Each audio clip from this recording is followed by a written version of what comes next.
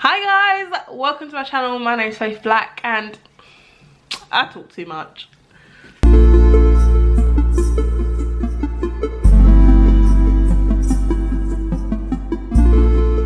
for my first video, I am going to be talking about Chris Watts and the Shannan, Celeste and Bella Watts case. It's such a heartbreaking story, but please do watch and see my take on all the situations that have occurred in this story. Yeah, thank you for watching, and of course be sensitive in the comments because, you know, we don't want to be causing more hurt to the victims' families, etc.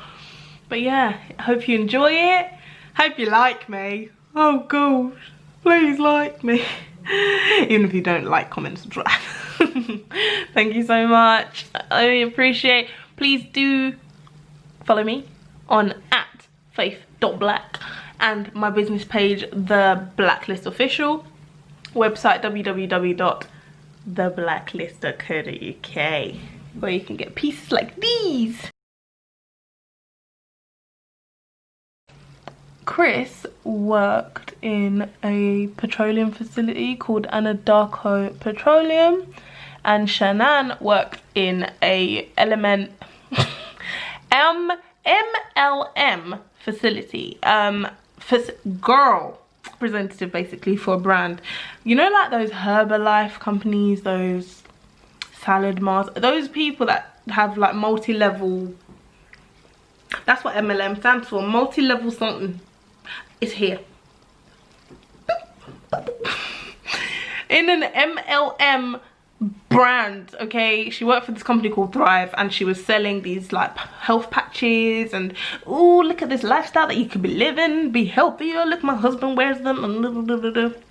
And she was online all the time, like she was posting about anything and everything that she was going on. If she was pregnant, everyone would know. If she was moving, everyone would know. If she was going on holiday, she would post it. And she would also be promoting this brand. But that became a problem because it started creating this false image of her marriage online. Made Chris seem like the most devoted husband in the world and the most loving relationship ever, but that didn't seem to be the case, clearly. And from the footage that we've seen, we can see that Chris started to change. Chris became more distant and began to just completely isolate himself from his wife. And Shannan noticed. Shannan realized something ain't right here. And women know. Women, let me tell you something. Women know when something isn't right. And it's important to sometimes listen to that gut feeling, because she knew what was going on. And as much as he denied it, as much as he tried to act like everything was fine, he couldn't hide the fact that he was cheating on her. Nasty ass. He was cheating on Shannan while pregnant, may I add. And there's footage of him finding out that she's pregnant, and he seems so, oh my god, I'm so happy for, oh my wow. But really and truly you're not. Really and truly you want to be with your mistress, sir. Just be honest here, okay? It didn't seem like there was any problems, and she thought, you know what, this might help the marriage a little bit, you know, baby on the way, blah blah blah. But clearly not, because we know what happened. So Shannan decided to take a break from Chris. She ended up making her way to her family and, you know, trying to reset her marriage, because she knew something was wrong. If you see the text she was sending her friends and to her husband, telling him that he doesn't even take care of her anymore, he doesn't love her, he doesn't even touch her, he just stopped caring. He was cheating with one woman he worked with. Her name was, I forgot her name. He started an affair with a woman named NICOLE KISSENGER. Nicole knew he was married, but Nicole thought that he was divorcing her. However, Shannan didn't know that. Shannan didn't know no divorce was coming through. Shannan just thought her husband's acting up. Her husband's not responding to her properly. When she flew back to her family's home, she could sense something was wrong. He's not even messaging to check in on his damn kids. She's having to send him messages to say, oh, your kids are okay, by the way, just so you know. he later flew out to meet them on this family trip, and even at the airport he didn't even embrace his own wife, who he hadn't seen for around 6 weeks, I think. He did not see his wife for that long, and he doesn't even go in for a hug. She has to ask for a hug and a kiss. Sir, do better. What in the world? So yeah, she's a bit heartbroken about this. She messages her friend about it, and she's like, this ain't right. And her friend's like, no. See, if it was me, I'd have been like, ask him what in the hell was going on. But sis was like, no, it could be tied from, it's not her fault, come on now. Could be tied from the flight, blah blah blah. And Shannan didn't like really take that in. She just knew something was wrong, and she assumed he was upset because of an argument she'd had with his parents, which he kind of tried to use as his excuse, as, oh, this is why I'm mad at you, not because I'm cheating on you, but because you were rude to my mama. Which is her mom's fault. Sorry, let's get into that. His mom, okay, I'm not gonna attack her, however, no one understood why Shannan was angry, but his mother tried to give her granddaughter, Shannan's daughter, a snack with nuts in it. But this child is allergic to nuts. She would die, ma'am. So Shannan was angry. She's like, you know this, woman, like, why are you giving my kid snacks with nuts in it when the nuts are gonna kill her? And she got mad, and people didn't like her reaction, and they didn't speak even on the baby's birthday, which is really sad. But yeah, he tried to act like he was defensive over that. But when they got back, nothing really changed, and Shannan ended up really quite low about the whole situation. She's pregnant. Imagine you're pregnant, your husband's not even paying any attention to you, he's clearly cheating, she can tell he's cheating, and he's just acting like nothing's wrong. She's even messaging a friend, oh, I'm getting dressed up to make him find me attractive, and hell no, he did not even clock on to anything. He took his butt straight to sleep. He just did not, he'd clocked out of the marriage. And I feel like that's a serious problem that happens a lot. Like, people clock out of these relationships, but they don't leave. Like, what are you here for? Yes, you've got kids, but it's not by force. Like, don't force someone to stay in an unhappy marriage and you start disconnecting from that person, and they start blaming themselves and thinking anything they do is the cause of it. And it's just sad. I feel like that is so evil. Like, just leave. Don't cheat, leave. Like, it's not that hard. So yeah, Shannan ended up just going through, and she ended up taking this trip. I'm not too sure if it was the family trip or if it was the trip with one of her friends before she passed. Chris was caught, his dumbass, he was caught eating out when he'd told his wife he'd gone to a baseball, a football, whatever game. Caught with a goddamn receipt of, I think, an $80 meal, and she's been to this restaurant, and she didn't actually, she went online. Shannan was doing her thing. She went online and she ended up finding the menu for this restaurant, which showed that everything. She asked him, what did you eat? He said, I ate this, and she's like, well, sir, this right here says that that shouldn't cost that much. So who did you go to and what did you do to make this bill so high? $80, the most you should have spent on the meal you're claiming to have eaten is around $20. Like, what's going on, bro? Chris, with his slimy self, denied, even though it's clearly showing that you've gone out to eat, mate. Why do people lie? The audacity and the caucasity. Like, what is going on? So let's fast forward to the disappearances, and Chris was at home with the girls, and Shannan had arrived from her trip, this business trip she'd taken with all her, you know, gal pals that she works with on this brand, and her best friend works with them, so her best friend drove her home, dropped her off at like 1 AM. And even on this trip, her friend said she wasn't too well. She was really down and stressed about this whole situation with her husband. Like, she was sick. She was not really well. She's pregnant, stressed out of her head. Baby Nico in her belly. And she's just broken, like, over her marriage. And that night, that was the last time she was seen alive. Disgusting. So August 13th 2018, Shannan gets dropped off by her best friend. What was her name? Nicole. Nicole drops her off and takes her home. She notices that Shannan's not okay, but she's got a doctor's appointment in the morning, and hopefully when she goes to that she might feel a little bit better. But that was the last time she was ever going to see her best friend alive. Heartbreaking as hell.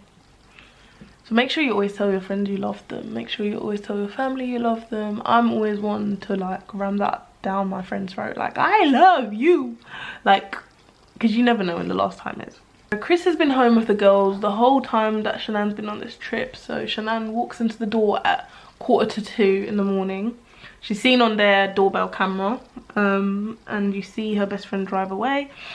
She enters the household, and the terribleness, the disgusting nature of that crime ensues. Chris Watts ends up confessing to his wife about the affair that he'd been having with his mistress. And he ends up confessing and telling all about it, and Shannan decides that she doesn't want him involved in the girls' lives. I'm guessing it was just, you know, a threat of in the moment of she's angry, but Chris took it as something that can't run, and he ends up killing her. Chris Watts ends up strangling his wife to death, and when his daughter sees her lifeless body, he tells his daughter that mummy's not very well right now and she's having a rest. He packs up his daughter and his dead wife into this car. His daughters, both Bella and Celeste, were in the car when their mum was in the back, dead. So he ends up packing up his car with both his children and his wife's lifeless body in the back of the car, and he ends up driving all the way to his workplace to then strangle both Bella and Celeste, which is absolutely horrifying. I don't know how as a father you could do that. All this over a woman. And the woman claims to have not had any inkling or have ever suggested anything towards him killing his family to get her. So if that is true, then he did this for what?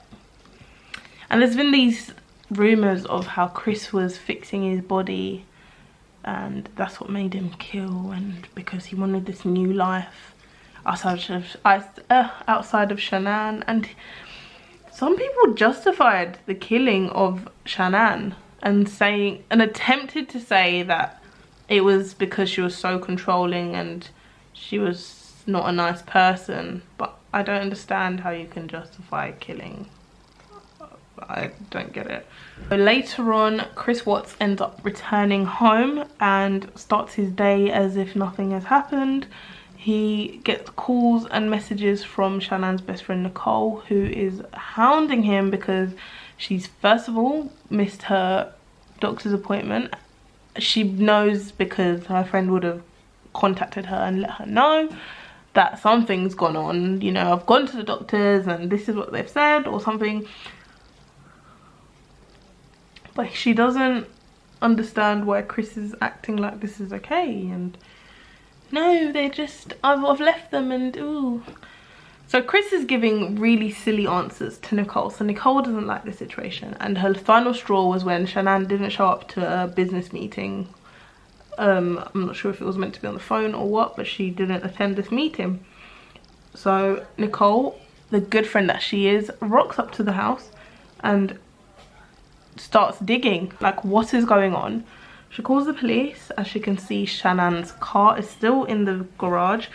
Chris did not have time to clear up his messes in regards to the things that he would have helped him cover up his crimes. Nicole ends up calling the police. A police officer arrives, and the police officer, obviously following the law, has to get be granted permission from Chris. Chris rocks up. And if you see this body cam footage, you will see what I mean by just acting like nothing matters. Like, he's so confused, like, yeah, let me go, like acting like he's concerned. But you know, when come on now, if you've lost your wife and your daughters are missing too, you would be frantic, you'd be doing the most. But he was pretending to text her, he's pretending to call people.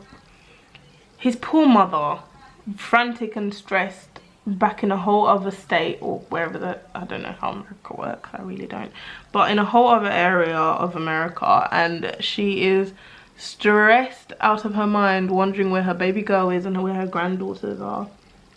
And little do they know that their beloved son-in-law has committed such heinous acts. During this search of the house, that Chris allowed, may I add, dumbass, they end up finding Shannan's handbag with her phone, her daughter's blankie. Little things that just didn't make sense as to why Shannan would leave them. Why would Shannan leave her goddamn phone and her handbag if she's left Chris? That doesn't make any sense. She would have taken her purse for her money. She would have taken kids' stuff. He's so dumb. Like, not that I wanted him to succeed, but he really thought he could get away with this, and it makes no sense. Like, it was just such a senseless crime. He should have just left his wife. That's all I'm saying. He should have just left her. It was just a silly act. So Chris's neighbours get involved as they say that they've got camera footage of the area, but you could only see a glimpse of Chris's car pulling out of the drive. But you can kind of see this little motion. He's claiming he's asleep at this time, but there's like some movement in his garage, but you can see this light and things like that. And Chris leaves that household where oh my gosh, the wildest moment. As he's talking to the police officer, you can see the body cam footage, and this still shocked me. When me and my mother were watching it, when me and my mum were watching this, we were like, whoa, that was God, you know, because he's talking to the police officer and an image of a baby in a belly comes out, and like is on the camera, and I feel like that struck a real nerve in him, and that was God telling him, you better tell the truth right now, speak on it, confess. Like, so yeah, this image of this baby comes out, and then suddenly he's like, she's pregnant. So you knew that, nasty. You knew your wife was pregnant when you killed her. Anyway, so sorry, I can hear my whole household decides to wake up when I'm in the middle of a video. Dead. So Chris ends up leaving that house that the police and the neighbor are watching this camera footage, and he ends up leaving, and the neighbor like pulls the policeman aside, and he's like, something ain't right with that boy. He ain't acting his usual self. He's really jittery. He's never like that. He's never awkward or anything like that. Something's wrong, and nothing's making sense here. The police tried to justify it. Oh, you know, excuses, but clearly something was wrong, and the neighbors, his close friends and family could tell something was wrong. For days Chris acted like this devout, concerned husband, and acted like all these things that were, you know, I'm so scared, my wife is missing, but not actually looking upset. He was very stoic in all his interviews. He had a lot of press interviews, which kind of makes sense if you're trying to find your family, but to the point where it's like one after the other, come on. Like, normally, okay, this isn't me just being extremely critical, but normally I would expect like one serious press interview and that's it, because you want as much information out and that information to be it, not multiple interviews, being on camera, showman. I don't know, man, I didn't like that. I did not like that at all. So yeah, we're just seeing this whole situation unfold, and there were so many interviews that happened.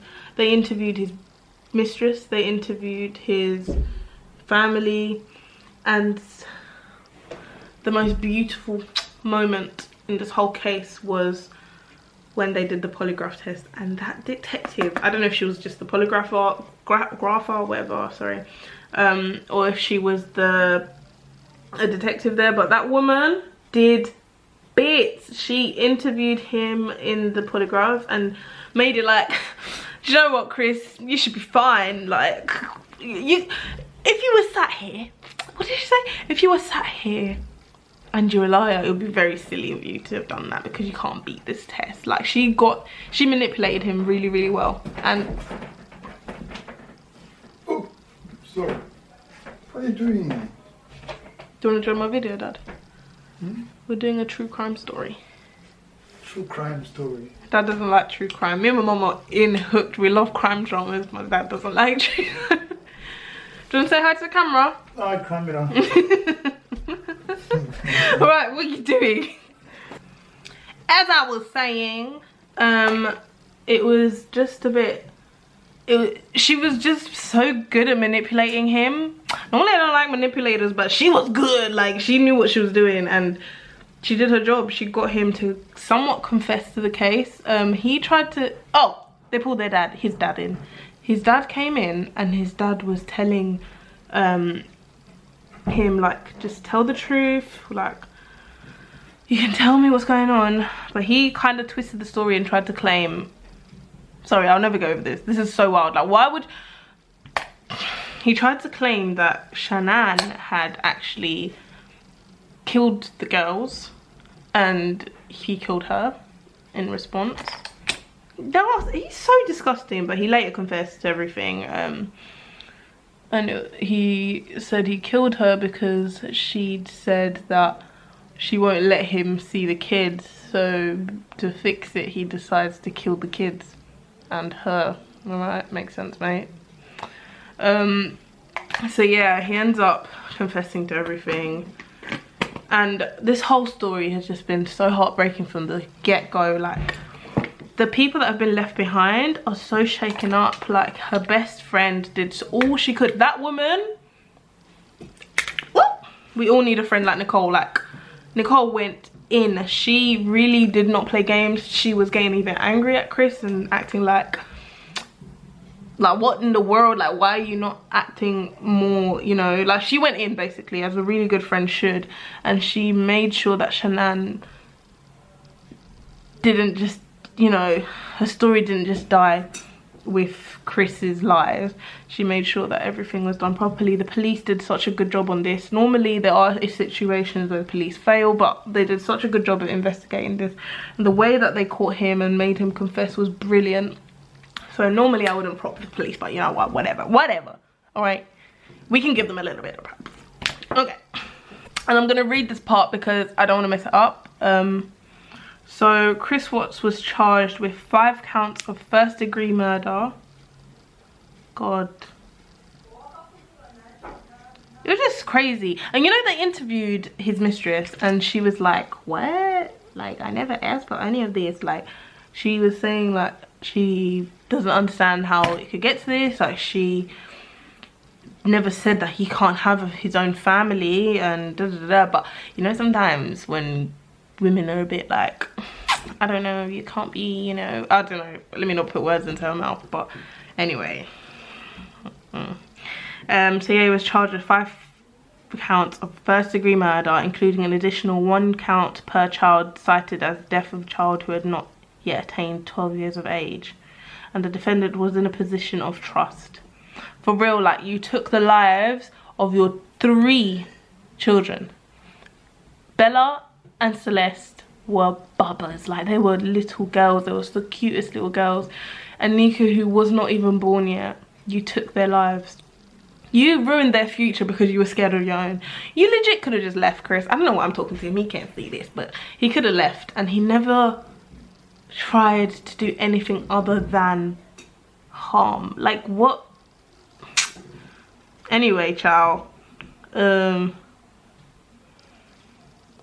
He was also charged with unlawful termination of a pregnancy and 3 counts of tampering with the deceased human body. He put them in oil drums, guys. Like, he smothered his own children. And I know things get stressful, but to the point where you take a life, like that is not right. You are not okay in the brain, my love. You need help. Wow.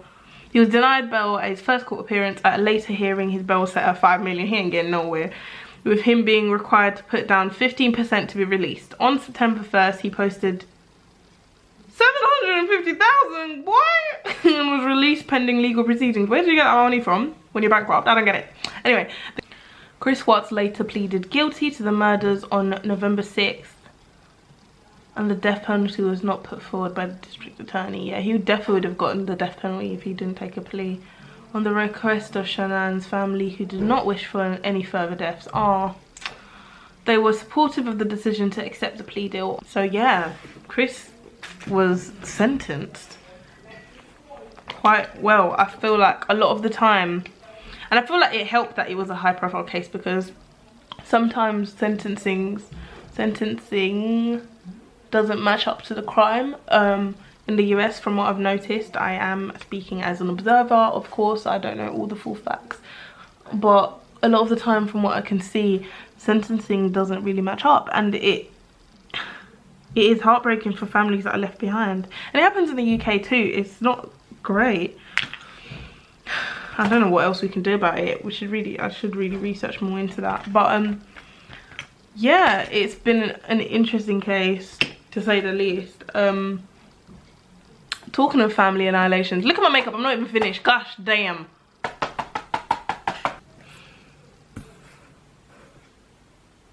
Oh, it's recording. Okay. I'm so blind. Anyway, my camera decided to cut out really rudely. So disrespectful. But anyway, yeah, I'm really glad that he got sentenced to such a high degree. Like, of course he would have, because it was such a disgusting crime, but it really does satisfy me when a criminal gets justified. When the criminal justice system. Anyway, yeah, thank you guys so much for watching. I really appreciate it. If you've come all the way to the end, oh my god, I thought I saw a spider. Thank you guys so much for watching. Until next time. Oh my gosh, I finally completed my first video. So like, comment, subscribe, all of that, you know what I mean? Love to doing this. I was nervous at first, but now I'm like, yeah, you know, I'm a YouTuber now. So yeah, this is my first video. I can't believe I'm finished my first video. Oh my gosh, I'm literally having to hold my hands together because I'm moving around too much. But I appreciate anyone who's come all the way to this part. If you have come to this part, send me a yellow heart so I know it's real, because I want to see who's actually watched the whole video. But yeah, thank you so much. Oh my goodness me, I really appreciate it. I really do appreciate it, you know. Anyway, bye.